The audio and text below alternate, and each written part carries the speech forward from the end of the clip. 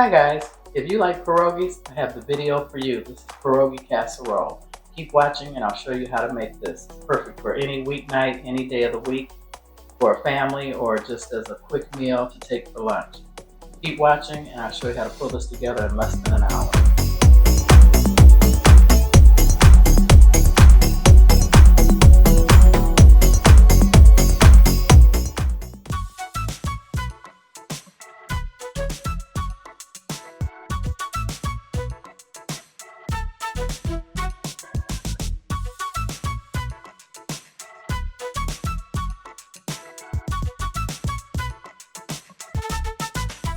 Hi, today I'm going to show you how to make pierogi casserole. I'm not sure if you're familiar with pierogis. They're a Polish dish that's traditionally served on the side as a main dish with sour cream or applesauce. They have many different kinds. I bought the potato and onion. You can get potato and cheese. You can get all different kinds.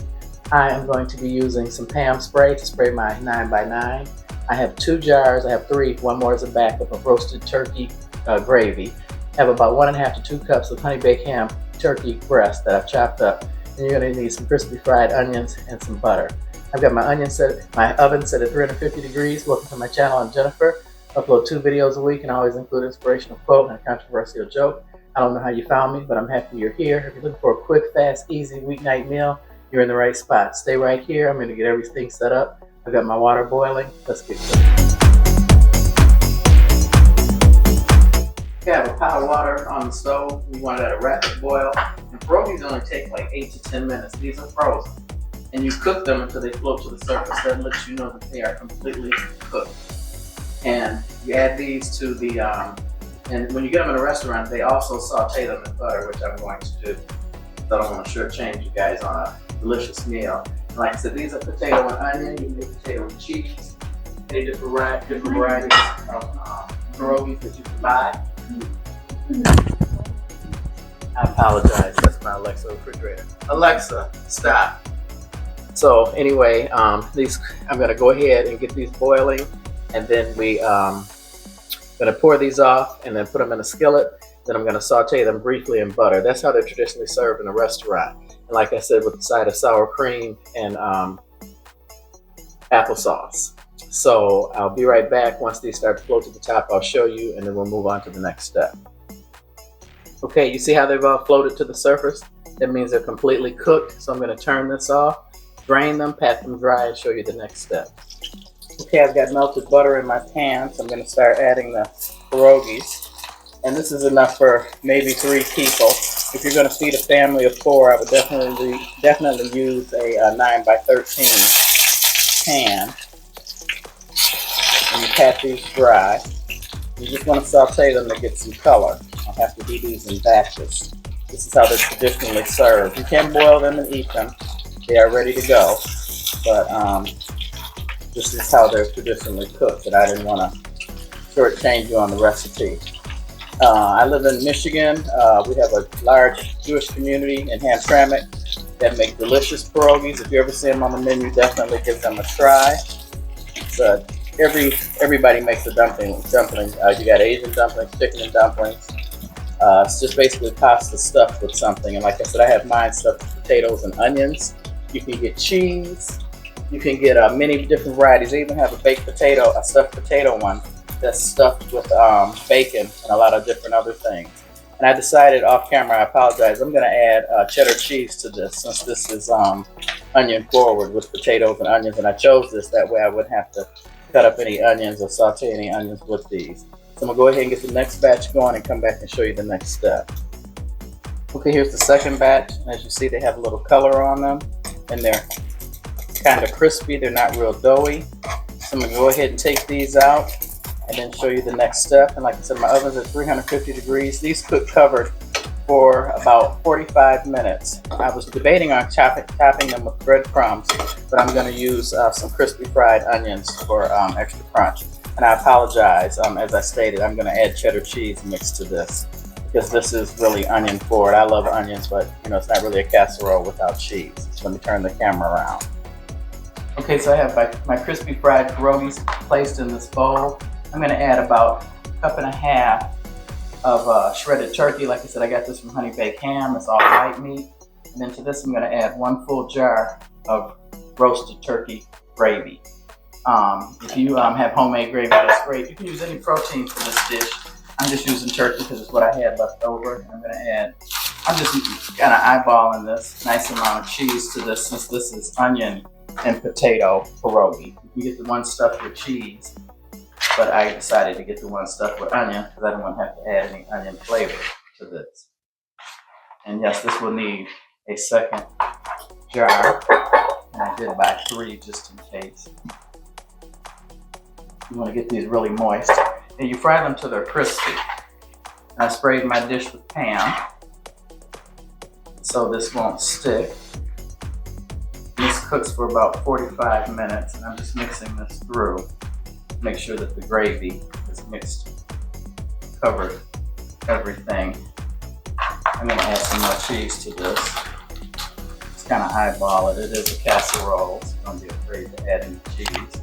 And if you like this video, please like, subscribe, and share. As I stated, I do quick, fast, easy meals because I don't have a lot of time to cook. So I'm going to go ahead and add the pierogis cheese to this 9x9 dish.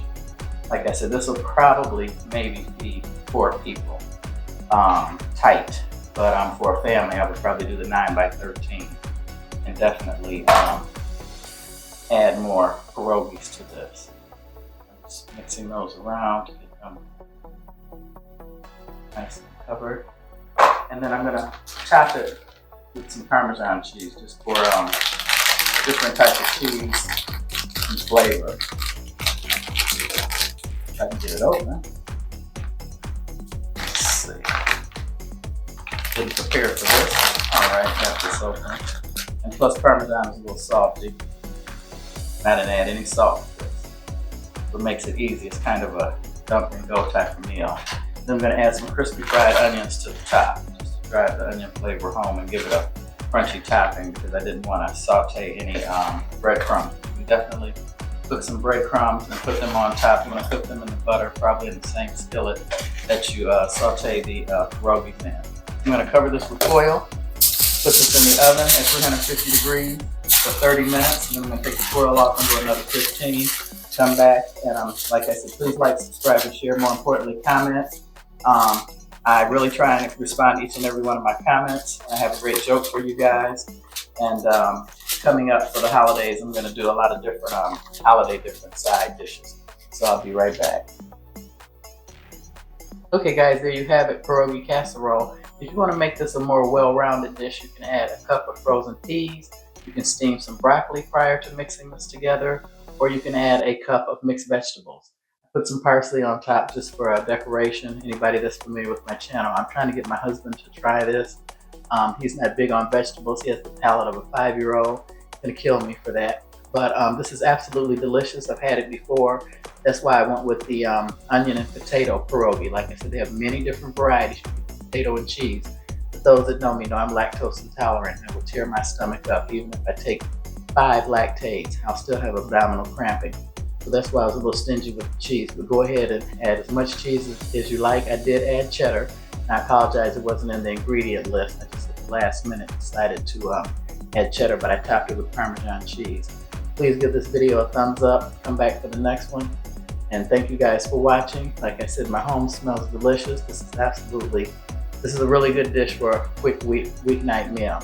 So thanks for watching. Let me tell you guys my joke. When it crashed into a tree, the 3 men found themselves standing at the pearly gates of heaven, where St. Peter and the devil were standing nearby.